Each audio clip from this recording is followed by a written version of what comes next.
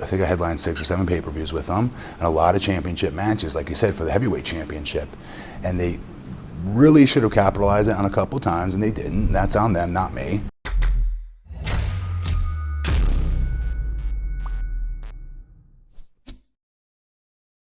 Well, I have to say, this is my first ever interview with an elected official. You're no longer the blueprint. You're the mayor, Matt Morgan.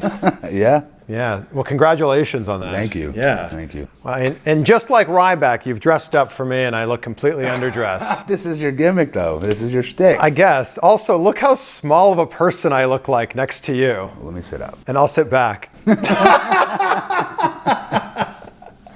Wow. Thank you for inviting me to your house. It all worked out that I was in Orlando doing some work for my TV show, and you invited me here. So thank you for making this happen. No, it's an honor. I'm a fan of people assume once you leave wrestling that you don't watch it anymore or you become bitter. I don't know why they assume that, but they do. I'm an enormous wrestling fan, just the same way I was back when I was 6 years old. So I watch as much wrestling as I can get my hands on when I have the time to do it. And so that's a lot of stuff I'm watching on YouTube in between meetings and things like that. Yeah. And your show always pops up, and then I just started making sure I watch every single one of them.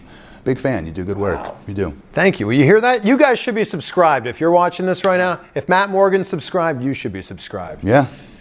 So you're the mayor. Like, is life way busier now as a mayor or as a pro wrestler? Mayor, no question.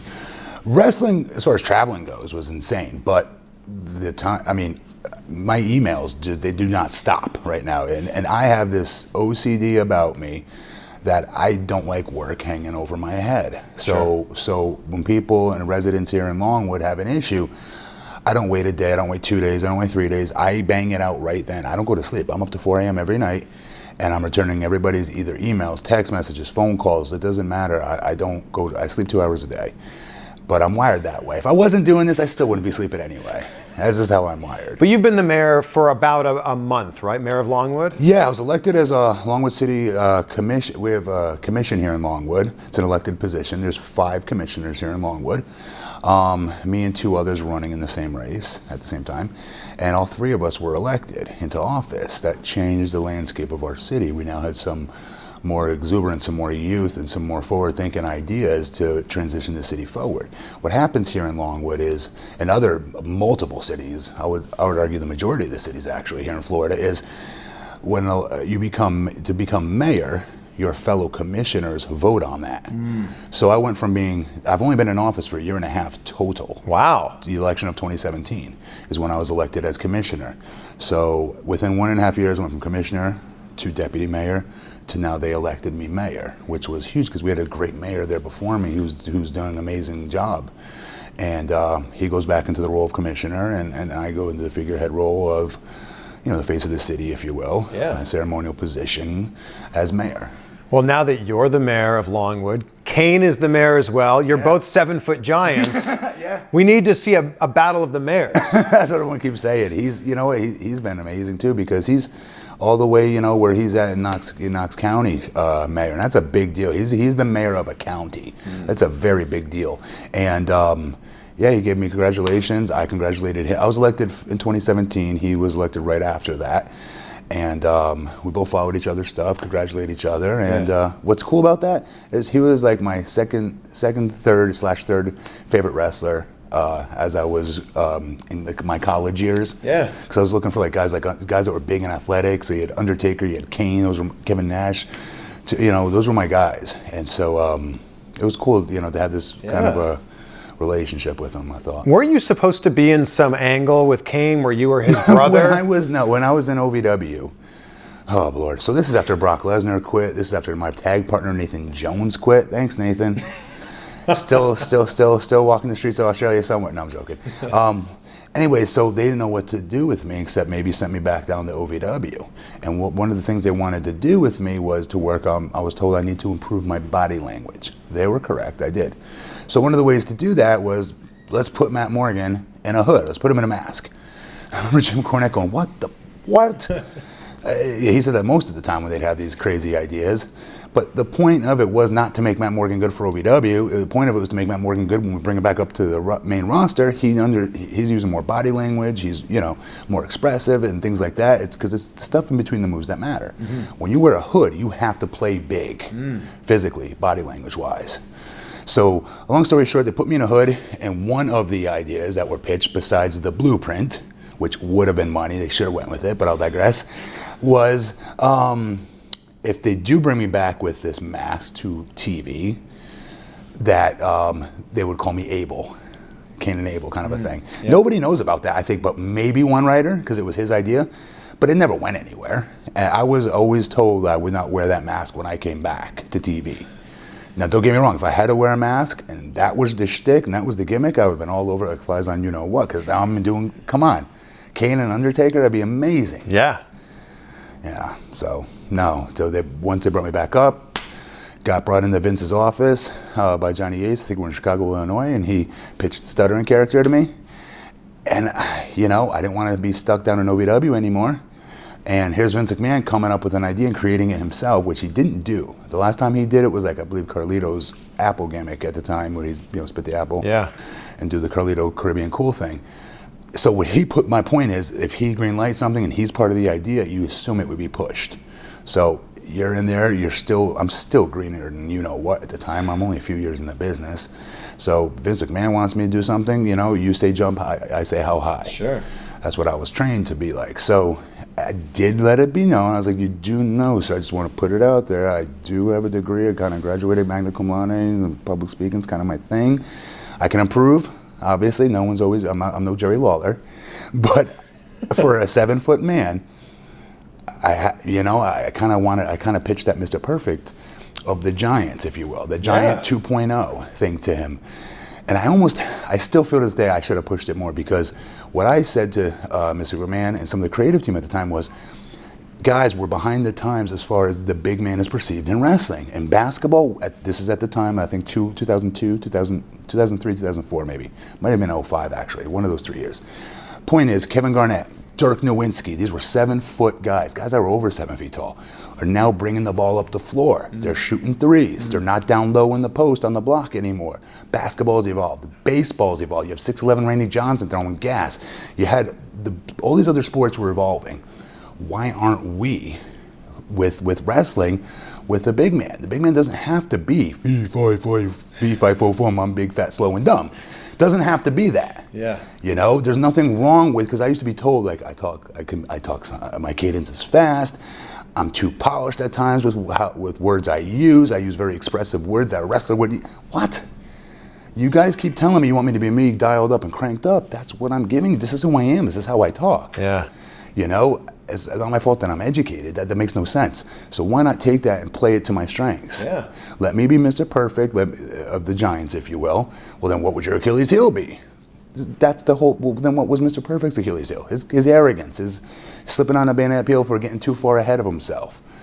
But more importantly, I'd be able to do things out there physically as well that would match it. I mean, I'm a 7-foot guy that was able to do a shooting star press.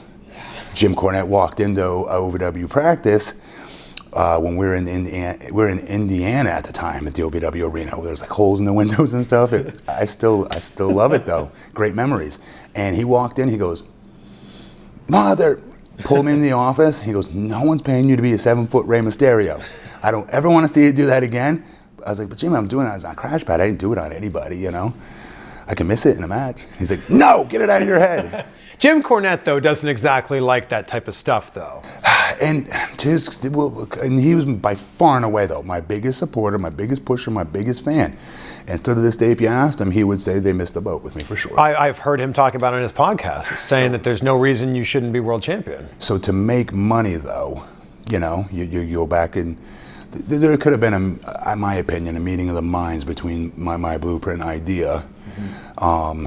And I mean, I gave him the vignettes, the promos. Like, think of Rocky. Think of Rocky 4, Ivan Drago. Mm-hmm. Remember the training Rocky was doing? Now remember the training Ivan Drago was doing. Yeah. I was like, this is what we need to do, Mr. McMahon. Just hear me out on this. First week, you put out the vignette, he's coming, right? And you just show this hulking silhouette breathing with a heartbeat, right? You don't show anything else. Following week or 2 weeks later, rather, you then start to show clips. You show clips of Ernie Ladd, Andre the Giant, Big John Studd, Undertaker, Kane, Big Show, Kevin Nash, and boom, the whole screen explodes. Once again, you see the Hulk in silhouette coming, the evolution of the Giants coming. Next week, you show all those highlight clips again. And then finally, instead of the He's Coming, you show Mr. McMahon as Dr. Frankenstein, creating his synthetic giant the way he would make it right out of Titan Towers, Stamford, Connecticut. And I think I had him until I said the word synthetic. I didn't mean it, and I didn't even think of it. I didn't even think of it at the time. I didn't think what that could maybe mean. I didn't think it could mean steroid related. I didn't even think of it. I just thought of synthetically created like Ivan Drago, meaning like top of the line training. I get the top of the line equipment, the top of the line trainers, top of the line diets. And this was back in 2004, where it wasn't as popular as the dieting and training is today. Yeah. So you had him. He's like, he's sold. I thought so. Yeah. I did. I'm sold right now hearing this. So and then you finally start to show portions of my training set. You throw me in there. You show me on bench press, throwing up 655. A guy 7 feet doing 655, that's unheard of. With my long, my long ass arms, I can curse on here. Sure, of course, the internet. You know what I mean? Like you show that. You show the 41-inch vertical leap. You show me windmill and dunking over 300 pounds. Shattering backboards. Whatever you need to show that makes me look more athletic than the next giant. And then, what's your Achilles heel again? Is what it would come back down to once you become a heel. It is you get too far ahead of yourself. You get too cocky. You get too full of yourself, and everybody can relate to that. But I was brought in their Chicago, Illinois office on a SmackDown taping, and Vince sold me that stuttering character. And I was a little disappointed. But again, this is my boss, and it gave me my childhood, essentially, of amazing memories. And here I'm living my dream out. You don't tell them no. But there was also a very similar gimmick to what Bubba Ray Dudley had done just a few years before. He was doing the stuttering gimmick. Oh, that's right. Yeah. Actually, I forgot. Yeah, you're right. Goldust did too. And I did throw it out there. It's like, I was just here 6 months ago on Team Lesnar. I think we had like a decent enough run where people are going to remember like a 6'10", 7-foot guy, not stuttering. I remember being like, don't worry about that. Let me worry about that. And I was like, Mr. McMahon, of course. What do you really say to that? There were many times you came to the ring, they would call you 6'10", and there were times you came to the ring and you were a 7-foot monster. So honestly, I don't know. I think when I first brought me up, I don't know why they didn't give me the 7-foot moniker at the time. Now, to be fair, I've always thought I was like 6'10" and a half. Okay. I go film American Gladiators, where they insisted on using your shoot weight, your shoot height, and they measured me. They measure you in crazy different ways. First of all, your height, they don't just measure you standing up. They measure you standing up, that's one. 2, laying down on a table. Wow. 3, in this weird-looking Mork and Mindy spaceship incubator. That I still don't quite understand how they get my height out of that, but they get my body fat, everything else they can get out of it, weight. It was pretty cool, and it's all high-tech stuff that the LA Raiders head doctor, the team's head doctor, was a part of. He was the one who did all of our stuff for American Gladiators, from drug testing to everything. One of the stringent testings before WWE eventually came around and did theirs. But long story short, every single one of them, I was 7 feet, and so I grew. Because until then, I hadn't been measured since I was a freshman in college. Right, you were at 6'10" and a half, playing basketball. Right, yeah. But that was the last time I was actually measured, so I did grow. What's your driver's license say? 7 feet. Do I have it on me? It's in my truck where it should be. Yeah. So you are a legitimate 7-foot monster, 7-foot mayor now. Mayor, yeah. Yeah. Was there a certain match with someone in WWE or in wrestling in general that you didn't have that you wish you could have? Kane came down to OVW. And was like, actually really what the storyline was, I was a babyface. I was Jim Cornette's top babyface at the time. Still brand new though. I'd never even worked heel yet. So that's how new I am. Not even in practice. And Kane came down because they were going to test me to see where I'm at my development. And that was like the storyline for Jim Cornette's OVW TV. If I can just earn the Big Red Machine's respect, I'm gonna get over, basically. So babyface versus babyface match, And he called it all out there. I did the best I could to listen to him and follow him. I actually just watched it again the other day, ironically. Someone sent it to me when I got elected mayor. And talking about what you just did, Kane versus me. Yeah. And so he would and we had a great match for where I was in my development, to be fair. He did a great job leading me through that mess that he was able to do all on his own. He's that good, right? So him with definitely Kane, definitely Undertaker. Mm-hmm. That was my favorite of all time. Yeah. When I was younger, it was Hogan, but when I got older, it was definitely Undertaker, because he was athletic. I love the athletic big guys. You know, so definitely Undertaker, definitely Kane, but guys from today, like some of the newer guys, AJ I had great matches with at TNA. I had a best of 5 match with him that really helped propel me into the main event picture there at TNA. Joe, you know, sometimes we'd have a little. On my end, it could have been better versus Joe. But they reversed it. They put me as the face and Joe the heel, where I think our crowd really wanted to cheer for Joe a lot, and I would have been better in a bigger heel role versus him. But they're not going to change it just for one taping. But you know what I'm saying. Did you always have these political aspirations, or was that just a post-wrestling thing? Absolutely not. Zero. I hate politics. I hate politicians. That's still somewhat true to this day. Don't get me wrong. I pay attention to everything that happens. You are a politician now. Yes. No, you're correct. Please don't hurt me. I am, but here's the difference. The difference is nobody could tell me what to do. I don't owe anybody any favors. Nobody's hands are in my pocket. Nobody can tell me what way to vote. It's the residents could tell me what way I need to vote on certain policies and things like that. At the end of the day, my job is to interpret law. That is what I do here in Longwood, right?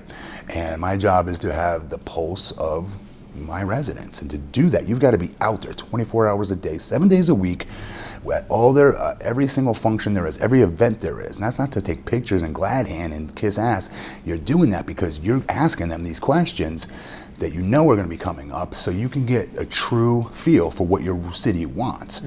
Changes we've made have been amazing. And when I say, you know, to the politician word and things like that, I do it with to a degree with all due respect.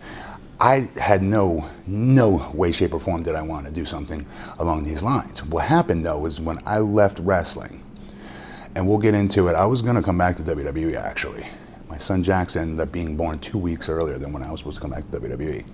Yeah, we'll get into that. Long story short, my son's born. It took us 14 years to have this gift from God.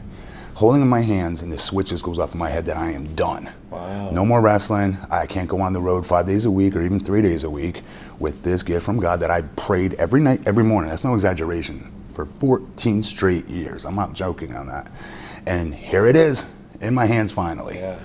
And I'm going to piss it away by going away on the road. Now, I've been doing this for 13 years at the time. I've been smart with my money. I have a college degree. I have other opportunities I can go pursue while I'm home every night for my boy, right? So that's the way I looked at it. What ends up happening, though, then you become a father. Then you start to see where your money goes, who's doing what within your local community as far as politics, as the local politicians go. What are these city leaders doing? Is my son going to have the benefits that I think he needs? Am I leaving my fingerprint, my thumbprint, if you will, on my son's future? Not really. What can I do? What can I do more of? How can I use my celebrity for good is what I kept racking my brain around on, other than doing charities, which I was continuously doing. And then my neighbors started like, you would be perfect. You should run for commissioner. You say it how you say it like it is. You don't hold back. You're not doing one of these wind-up politician dolls that people pull the drawstring on, and you hear them like, "Hi, vote for me. I'm for this," and you could tell they're reading off a script, and sure. It's not passionate. Yeah. When we get into my city and you start asking me questions about it, you'll feel my heart come right out. You'll feel it and you'll hear it and you sense it, and that's what separates me, and that's why people trust me, because this is a thankless job. You know, it doesn't pay much money. It's not enough to take care of your family. You do this because you want to make the city a better place. So basically, what that ended up becoming, like, you know what? I'm going to put my name in the hat for this commissioner thing here in my district, and I'm going to go knock on every door, and I'm going to explain to these people why we need a change. And I went up against a 2-term incumbent who had the backing of another incumbent that had been here for 18 years, unopposed. And me and some others took them down. Wow. And other newcomers like myself that were not politicians, had no previous experience. Wow. Because people wanted to change that badly here. Wow. So one of the first things right out of the chute that once I got elected and what I was able to do was probably one of my bigger achievements is, might sound simple to the people at home watching this, but here in Longwood, the only way, what I found from knocking on my city's doors and asking them for their vote and why they should vote for me, the first things that came up was the fact that nobody even knew what commissioner did. Nobody knew what a commission meeting was. We meet twice a month and it's open to the public. 6 to 16 people generally would come. My whole thing was, well, look, guys, if I'm going to be elected, I need to have the pulse of you guys. I need to know what you guys want. It's not me that does this. I am no more than your 7 foot, 300 pound conduit. That's all. That is, if you're doing this job right, that's all you're supposed to be. Is the people's conduit, legit. So, long story short, again, I just pushed that, and finally I saw nobody knew where they can find out about these commission meetings, right? So I opened up the Longwood Social Media Initiative, where I made them open up Instagram, I made them open up Twitter, Facebook, I made them start doing a lot more posts, but then it was like, how can somebody who can't come to the meeting know about this, right? How can they hear about it? Well, we have it on record, they can listen to in our archived files. That sounds boring. Yeah, I was like, no, dude, no. So I was like, no, we need to go to Facebook Live, and here's why. And so it passed all the other commissioners. They voted in favor. They thought it was a good idea. Now, our residents, we had a lot of senior citizens here that they poo-poo upon a lot of some forward-thinking ideas sometimes, and this would be new to them, so that's what ended up happening. So after your son was born, did you have to go back to Vince McMahon or back to WWE and say, I know we had agreed on me coming back, I'm not doing it, I can't do it now? I mean, that sounds terrible of me, but I know I definitely contacted both them and TNA at the time. And I forgot. But you had a deal in place with WWE? Yeah, it wasn't signed, sealed, and done. I was gonna come back, to my understanding, as like a one-off at the Rumble. Okay. Okay. And then, because my son was born January 7th, so this was January 20-something. Right, sure. And I was gonna be one off in the Rumble. This is your son was born in 2014? Yeah. Yeah. Yeah. So, anyways, and then maybe it was either gonna be, I forget, it was either gonna be, let's see how it goes from there, or I signed. I forget. Honestly, I don't really remember. Because that feels so long ago. Oh my God, it feels so long ago. He's only 5, but I swear it feels like 10 years ago. He was born now. And because of this new role and how busy I am with it, yeah? Yeah, so, wow. Well, congratulations on everything. That's amazing. Were you okay with that decision of being done with wrestling? Like, obviously you did go back. I didn't think I would. Let me be clear. I did not think I would be. I thought when that day would come, I would bawl because you put your heart and soul into this. And this was something I dreamed of being since I was 6 years old. Yeah. Let me be clear. I drove past Titan Towers every single day on my school bus. I live 2 towns over. And to get to my boys' club after school, the bus would go by there, right on the highway on I-95. And every day I'd make that pray to God. I'd pray to God, like, one day I'm gonna work. I don't know how it happens, but I'm gonna work for that company. It's gonna be all, Yeah. And it started when I was a little kid. And I carried on through middle school, then eventually got my license. I was able to drive to the boys' club to shoot hoops on my own. But as a little boy, I grew up in special education, 1st to 5th grade in special ed, rode the small bus to school, the whole 9. And then they would come pick me up afterwards and bring me to the daycare. Boys Club, which had basketball, which I was super intrigued by. Yeah. And I would always pass Titan Towers. Well, the thing about being a wrestler, though, is whether you have a year career, a 15-year career, whatever, you're always a wrestler. You're going to be 80 years old, and people are going to go, yeah, former wrestler. Right? Always. It's always in the title. Is that a good thing or a bad thing? Good thing. Okay. I'm proud I was a wrestler. Are you kidding me? I'm proud of the business. I'm very proud of it. I think they're the best athletes in the world. I think what you're asked to do, not every other athlete can do it. Otherwise, they would be. Football, it's seasonal. All these sports, they're seasonal. Yeah.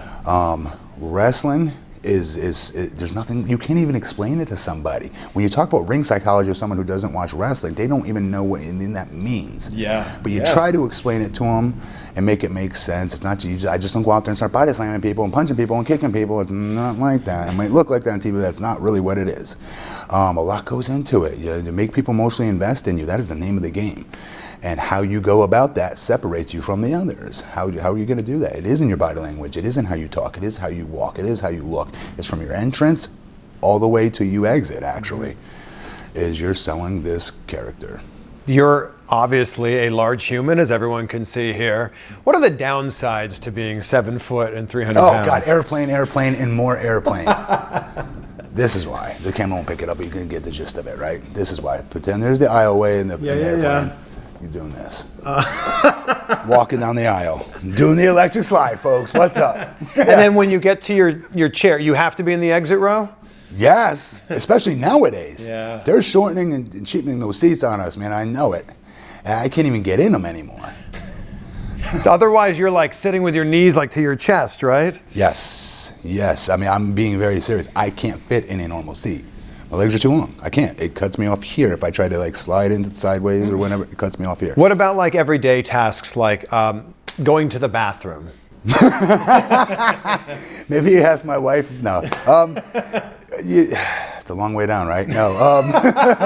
It is what it is. It's always ducking under doorways, obviously. Even if you don't have to duck, you'll notice tall guys still do it it's a habit.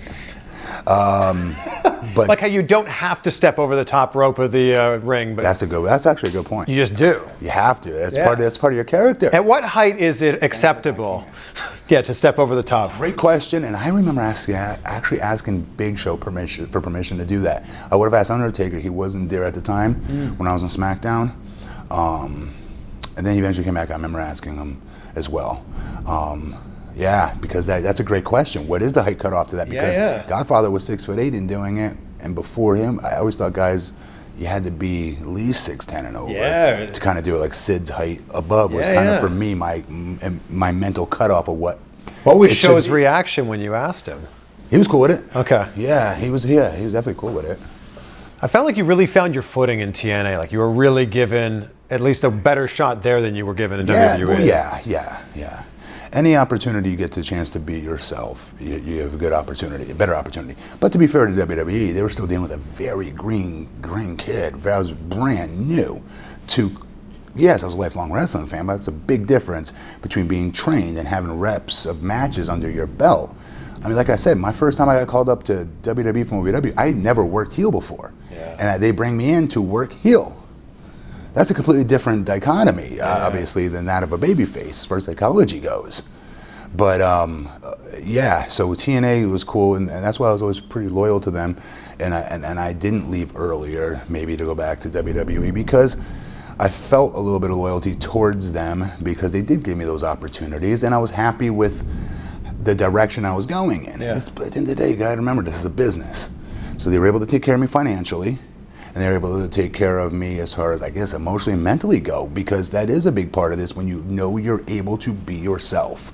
It's a lot more fun. You're able to let things fly and let loose, and cool things start to develop for you when you're in that mode, when you're not caring and you're letting things just fly out there, if that makes sense. Sure. And I was able to still do that blueprint character, thinking he's God's gift to wrestling. But, and it just started to develop on its own more as I got older doing it. I had to be a complete wrestler, because we had a roster full of smaller guys. We had shorter guys there. So it gets old eventually, where everyone's just hitting the ropes and running off your chest and falling down and hitting no-selling tackle spots. That's boring. I wouldn't even want to watch that, as a big guy. And I like watching other big guys, but I like watching athletic big guys. Braun's doing a good job with that, in my opinion. But when you look back at your career, you won tag titles, but you never won any singles titles. Is that something that bothers you? No, it used to. Don't get me wrong. Yes, it used to, but I always thought it would happen because I didn't think I'd leave wrestling when I did. Like I said, when that switch went off in my head in that delivery room, that was not planned. I was going to have this boy, and I was going to get my butt back out on the road and go make that money. But no, that is not what ended up happening. The switch went off, then I am done. Check, please, I need to be home for this boy now. And so up until then, it was, this is all part of my story of becoming this main eventer that TNA now finally helped. WWE gave me all the tools to become a main event talent, let's be clear. They didn't want me on their TV because you can't have a guy that looks like me. This is what I was told. I don't agree with this, but this is what I was told. Be a mid-card act or a lower card tiered guy. It just doesn't look right. Yeah. Okay, so fine. TNA gave me an opportunity to be a main event talent. I think I headlined 6 or 7 pay-per-views with them, and a lot of championship matches, like you said, for the heavyweight championship. And they really should have capitalized it on a couple times, and they didn't. That's on them, not me. But again, it's your job. You're telling the story, and you can't be such a mark for yourself. It's hard for wrestlers not to do that because we eat, sleep, and drink it. We put everything we have into it. We sacrifice time away from our families for this. And you dream these huge dreams of grandeur that you're going to be the champion one day. And if you don't have that, you hear this a million times, you shouldn't be doing this. That's really the truth. So when you look at those title matches, who should you specifically have beaten? Do you think? Oh boy, I don't know if it's Ken Anderson maybe, when Jeff, I believe there was one time I had to wrestle Ken Anderson. No, he wasn't champion at the time. Let me think. I got to really think about that actually. Yeah, I don't you even were in remember. those matches. Is it Jeff Hardy was having a good heel run at the time at TNA, but they really did honestly, if there was a time for it that made the most sense is when they had me go through the main event Mafia one by one until I beat every one of them. And then finally it was supposed to be capped off with me versus Kurt Angle at Bound for Glory. At the time, TNA's biggest pay-per-view of the year. Yep. It was the biggest audience we'd ever wrestled in front of for pay-per-view at the time for TNA in California. And all signs pointed that it would make sense for me to go over, to the point where we found out I wasn't going over that day. Kurt was like, what are we doing? Vince, why would he not? This doesn't make sense.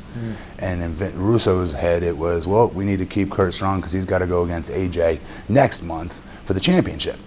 Okay, that's great, but this was an 8 to 9 month build where you had me go through, at the time, future Hall of Famers. Like, that was one of TNA's biggest problems. They did not know how to get the young guys to that finish line, even if it was right in front of them. Yeah. Even if all signs pointed in that direction. No, bro, we're gonna throw a swerve. What? No, that's not the time to throw a swerve. Sometimes predictability in wrestling's good. It makes people emotionally invest in that character more because Kofi Kingston. It's the payoff. Kofi Kingston's a great example, right? That payoff of you could see where they were going with it at WrestleMania, but we still wanted to see it happen. Who didn't want to see that, right? Yes, right. There's a massive thunderstorm going on here because we're in Florida and this happens every single day. Yes. Every day in the summer, by the way. Yeah. So when you were in that delivery room and you said, that's it, I'm done with wrestling, what was paying the bills from then on? Oh, great question. Not many people ask me that. Great question. Like I said, I was very smart with my money. I tried to stay retired for 6 months and then I was going out of my mind with boredom. And I needed something to satiate that appetite for competitiveness. Do you know what I mean? I needed to compete. I needed to be number one at something, and if I'm not, I need to be chasing number one. Yeah. What is that? Sales. So I had an opportunity to take an interview with a medical device company. You know, it sells class 4 lasers, which again, you need like 12 years of experience. You need a science degree, usually is what they look for. Wow. And I had an interview. I sold them, and thank God they took a chance on me.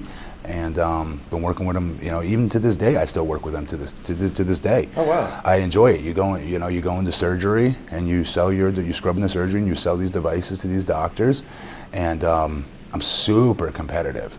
So it kind of like it itched that it scratched that itch, if you will. Yeah. And then physically now it became, well, okay, what am I doing physically to compete and try to be the number one at something, and that led to me now competing in NPC men's physique competitions. Right. Yeah. Well, being super competitive, was it so tough on you having to leave Tough Enough? Oh my God, you have no clue. Yes. You probably would have won. I don't. Everyone says that now because I ended up getting signed and stuff, so it can look that way. Yeah. I didn't feel that way. I didn't. I felt they liked other ones better than me. So again, it wasn't like based on, if they were looking at who could make them the most money, I would argue, hell yeah, it would be me out of the bunch. So you should be thinking that. But I could see them going, oh, they really like this Kenny guy. Well, they really like this Jake guy with the mohawk and it's crazy. They like this guy, Yeah. So but that was a good experience though, because a little bit of that doubt that would seep in, not because you don't think you're better, but because it's not about what you think, it's what's the perception? What do these other judges think? Well, people don't realize it's a TV show too, so you're not necessarily giving it to the person who deserves it the Right, most. you're doing it who's going to best ratings and things like that. But then you had another TV experience with American Gladiators, and Yeah. what a beast you were on there. That was fun. You talk about, that was cool. And that was another cool thing I liked about my time at TNA. They gave me the opportunity to allow me. I got called by NBC to go try out for that. And they were looking for a cast of wrestler in this beast role. And there was a whole bunch of different people trying out for it, like that, other wrestlers even. Oh, tell us some of them. Johnny Stamboli was one. Okay. I could be wrong about Luther Reigns. I might be wrong, but I could have sworn they said Luther Reigns. Okay. A bunch of different guys. I might be wrong on some of those, but I know there was like at least 12. Wow. And then there's hundreds of others that they had all the time in the world between season 1 and season 2 to cast this character. So they had hundreds of different people doing it, trying out for it. So long story short, I got flown out to California, auditioned, and I made everyone in that room shit their pants. I mean, I went from, usually in wrestling, you start low and then you kind of crescendo to your point, and then as a big guy, you want to decrescendo again, to suck them back in, make them come to the edge of their seats and hear what you're saying. Not when you're live with writers, not from the wrestling business, but from the reality world business, if you will, right? They don't know any better, right? Yeah. They just know intensity and they feel it. So I went 0 to hero on them. I'm talking crazy. And why this is my role, why this is mine. Like, as soon as I entered the room, I didn't shake anybody's hand. I went right into my shtick. Wow. And scared the piss out of them. So you them. basically cut a promo on them. That's all it was. Wow. And so, I made them, piss themselves and then some. And then, so I got the role, thank God. And what's cool about TNA was, we needed to figure out, okay, well, who has first rights of refusal on Matt Morgan then? Because what happens if these two overlap? We need Matt out in California to shoot American Gladiators, and we need Matt here at Impact Wrestling to shoot at Universal Studios, Orlando, Florida. So that was cool. Dixie Carter, to her credit, was so good to me about that and made sure. And those of you be like, well, that's self-serving. Of course she'd want you to do it. Matt, it's great for TNA. Yes, it is. But yet sometimes when things are good for wrestling companies, the wrestling companies don't always sign off on it for whatever reason. Yeah. So I was lucky to have that opportunity. I am the only undefeated American Gladiator in single combats in American Gladiator history. You're supposed to say it's not like being like the world's tallest midget. No, I'm joking. It's not. But it was great. You had a green light to honestly do whatever you wanted to your opponents. As a wrestling fan yourself, lifelong wrestling fan, what did you think of Double or Nothing? Awesome. Come on, dude. It was insane. I'm literally probably Young Bucks' biggest fan. Wow, okay. Biggest fan, by far. I helped them come into TNA. Well, let's get them on here. You guys know I'm telling the truth. I did a lot of work. Not a lot of not that it was hard, but it was hard to get like Terry Taylor and all of them to watch my phone, because at the time that's all we had, to watch the Young Bucks that I was watching all these clips of that a lot of my fans were sending me on my Twitter. And this is many, many years ago. And I was like, holy bleep, these are the next Hardy Boys, but they could be even better. Yeah. I remember thinking that. And then showing it to Terry Taylor, try to show it to Russo. He was too cool, he couldn't watch it. But Terry Taylor did. Some others did. And I found out Alex Shelley is friends with them. And Alex Shelley was big on pushing that too. Finally, got them signed. I apologize, guys, on how it went for you after you got signed there and they didn't know how to use you. But I'll digress. Generation me, good Lord. Anyways, so they had built-in gimmicks, let them do it. You know what I mean? A la the Blueprint, right? But any one of us can say that. But anyway, so I'm a huge fan of theirs. I've always been. So I've been following them along on being the elite and everything, and trying to keep in contact with them from time to time and congratulate them on some of their successes. Yeah. You know, I mean, what they're doing is amazing, in my opinion. You know, they're going against the grain big time, and they've done so well. Cody as well. I just super. I like the pay-per-view a lot. There's parts of it that might not have been my cup of tea, but from top to bottom, that pay-per-view. This is be honest. I haven't been that excited about an upcoming pro wrestling event since I was a little boy, and I did not know wrestling was a work yet. Wow. Do you know what I mean? Yeah. I'm being dead serious. There was that much excitement in the air, at least here in Florida there was, I know. Well, and I think I was there. So I think as soon as they work out some of the technical glitches or the productional glitches, boy, this is going to be, very, very interesting. It is. And it's one of those deals where you're going to see brand new talents. Like, some people can crap on the Orange Cassidy thing and say, like, oh, that's not Orange Cassidy. He's not a real wrestler. He's doing stuff. He's burying the business. He's doing this. Well, guess what else he's doing? He's doing something no one else has done before. Yeah. You name a gimmick, you name a character in pro wrestling that has not happened yet, that we've not seen some form or fashion of. You can't. It's all been done. That's so true. here's this. So Yeah. for that reason alone, I've been like, what? This is pretty cool. So I YouTube, you watch all his matches after a while. And that's just one example of the talent that they have within that roster to some degree, right? I know he might not be signed, but they need to sign him. Amongst others, like there's so many fresh, new young stars, you know, and exciting athletic wrestling. I'm an athlete. I like watching athletic wrestling.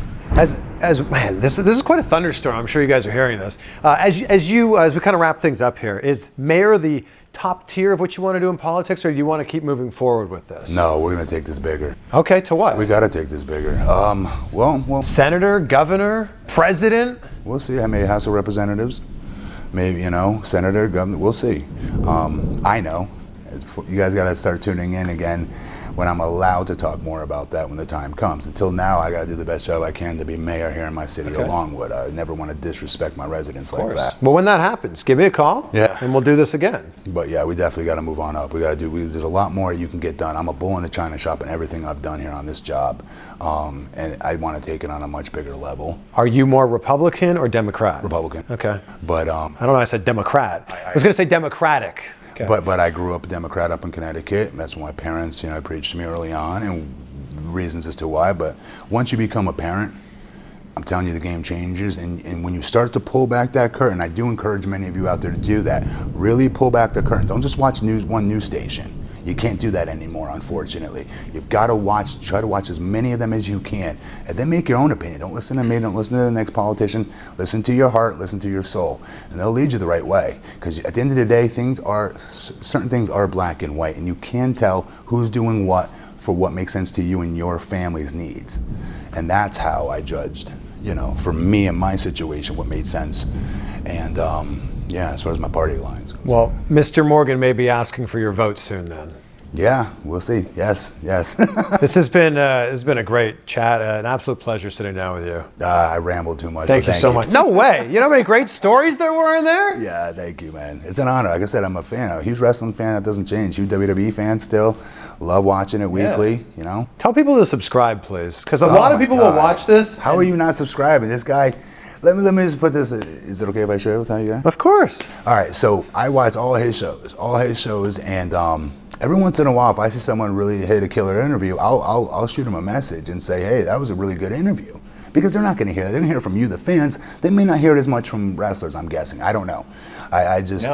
So I was really blown away by how good he was at being able to get people to, again, get through that veneer of the BS that wrestlers always want to sell you guys. You know what I mean? Because wrestlers, you're taught to just do nothing but market yourself and your gimmick and your shtick. He's really good at breaking through that veneer and getting real answers out of a lot of these wrestlers. He did a really good job at WrestleMania weekend too with the Usos. That was really good. Oh, thanks. That was fun. It looked fun. Yeah. And that's what it comes across as. You don't come across as this gotcha type of reporter that's just trying to catch guys off guard and do whatnot. You get them comfortable, which is the main part of it. And that's why they're so comfortable opening up to you. So started off with that. Next thing I know, he was ready to come out here and hit me with an interview. And the guy Ubered here from Disney World, guys, that's a 45-minute drive at least without traffic. And then I'm going straight from here to the airport to fly back to Miami. I know I could have driven, but I flew. Wow. And then we're going to have this up this week. So guys, if you need more reasons to subscribe than that, I don't know what else you want. But honestly, the best interviews that are out there by far and away of all your favorite wrestling superstars that are out in the world of wrestling today, from pretty much almost every federation that I've seen. Yep. Guys I've not heard of yet, some girls I've not heard of yet, but now I have because of his channel. If you guys aren't hitting that little subscribe button, there's something wrong with you.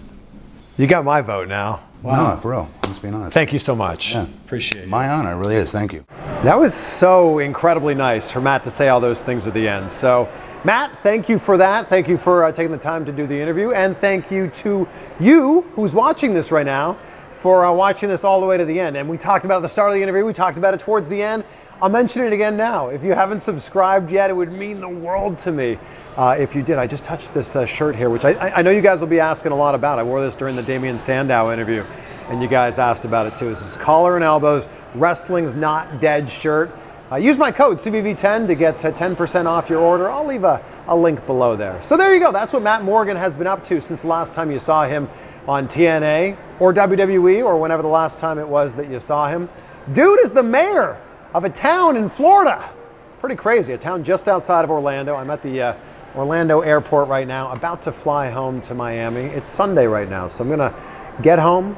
We're gonna get this edited up and look for this one on my YouTube channel tomorrow. Although when you're watching this, it will then be today, but you know what I'm talking about. It's gonna be a big week though. I just did an interview with the Perfect 10, Ty Dillinger, AKA Sean Spears. That'll be up this week. Also talking to Batista this week for his new movie, Stuber. So if there wasn't, and if you weren't subscribed before, now's the best week to be subscribed.